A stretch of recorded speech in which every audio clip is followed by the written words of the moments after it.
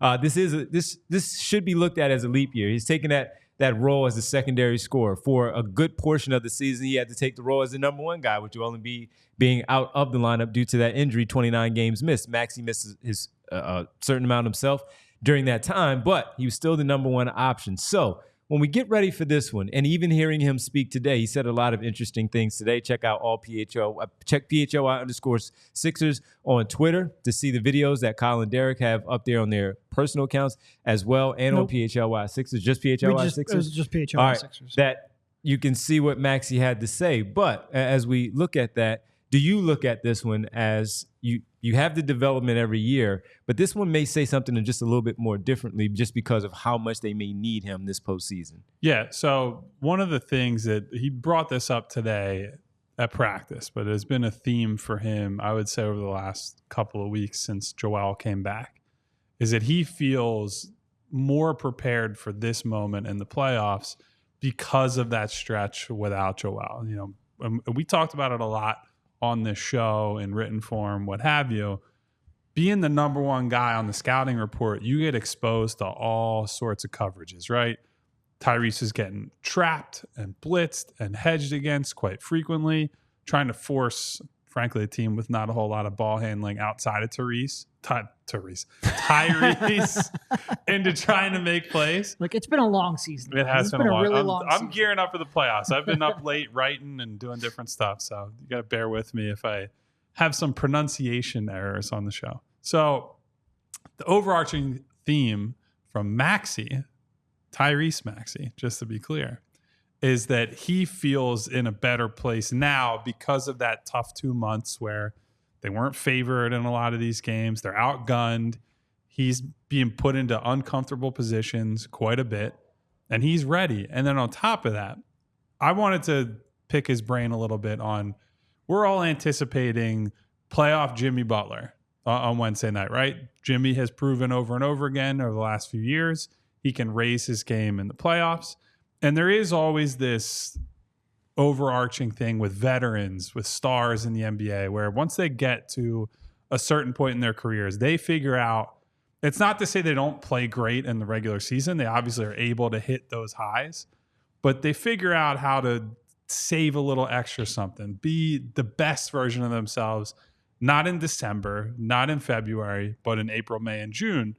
And so I asked Tyrese about, what does he think he's learned? And frankly, the big thing that he said stood out is just the physical work that needs to be done, the weight room time in the off season, leading into the season, maintaining that while you're in the middle of the year. And look, there are days where you're coming off of back-to-back. Maybe you played 3 games in 4 nights. Maybe it was a long, exhausting road trip. And you want to say to yourself, I'm going to take today off. But Tyrese, what he said he's learned is that you have to just stay after it. And he told us that from a physical perspective, he feels better coming into the playoffs than he has at any time in his career.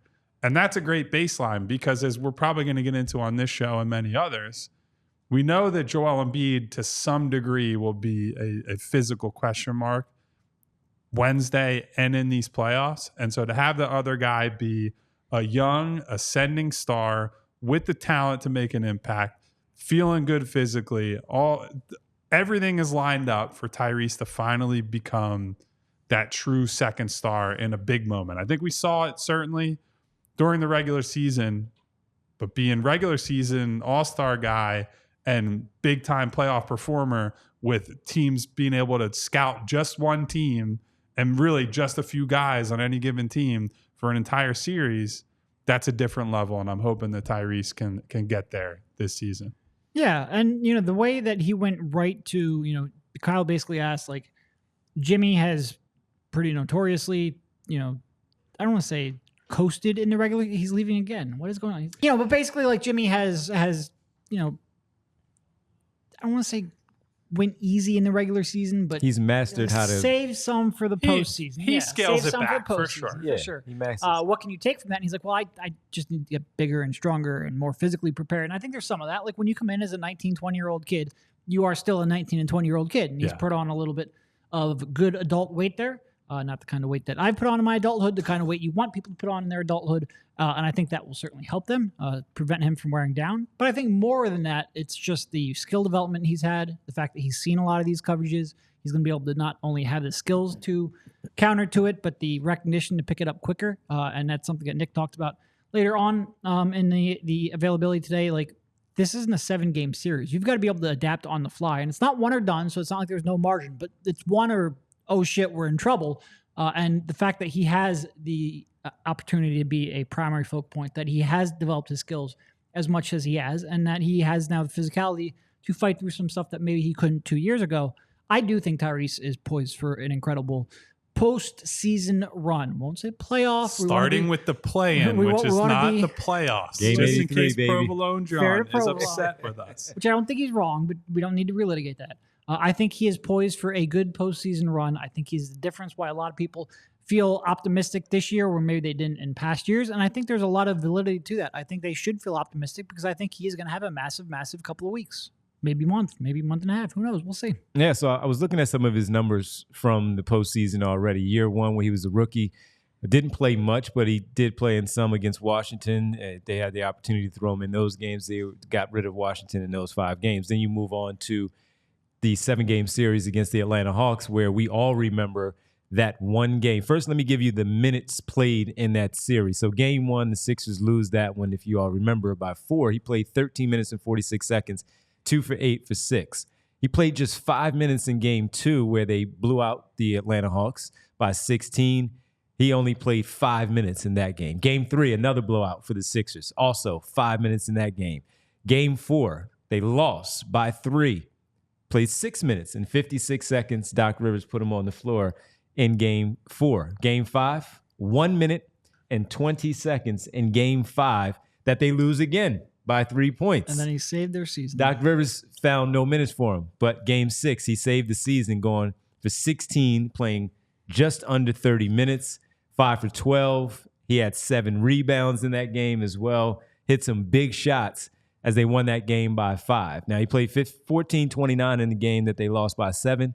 Wasn't his fault. First of all, the defense adjusted to him from what he did in game 6. Then you had everything with Embiid's turnovers.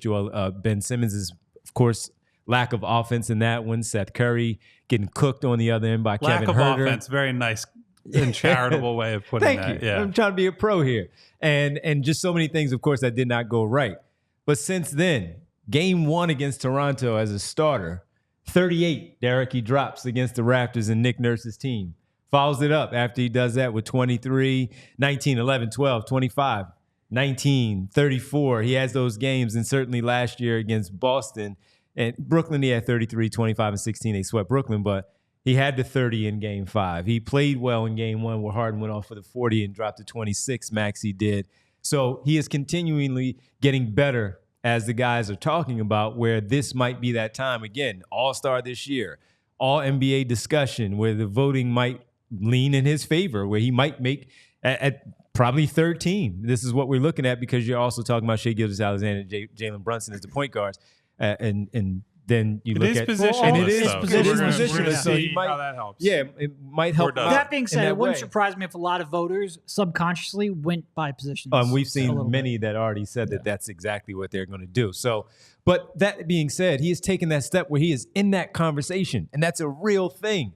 Can he carry it over after all the attention that he's gotten defensively from those teams during the regular season, and then take that to the playoffs, or pardon me, the play-in first to help win this It's a good one question, game? though. Do we actually know if it's, well, I mean, play-in Jimmy Butler last year was pretty underwhelming. Playoff Jimmy, that's a thing. Fair. Play-in, I mean, they were 1 loss away from ending their season. Either way, they need him to play big in this game on Wednesday.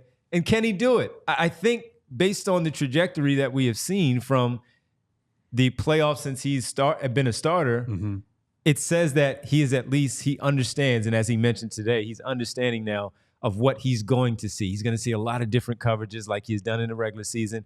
But a lot of that is going to be amplified now because of the postseason of how they're going to, you know what? Joel and Tyrese, we're going to try to take you away. Everybody else, Kelly Oubre, Buddy Hield, we're going to make you beat us too because we're trying to take away Maxey in this one where, Kyle, they are not allowing this to be that leap year to start off with this 1-game situation? We